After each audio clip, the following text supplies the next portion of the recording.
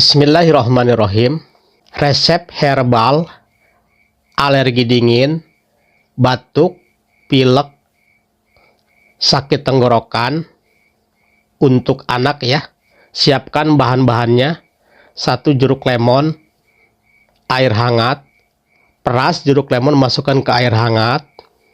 Yang kedua, bawang merah ditumbuk dulu, masukkan juga ke air.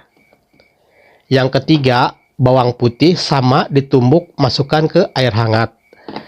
Yang keempat, madu. Madu multiflora.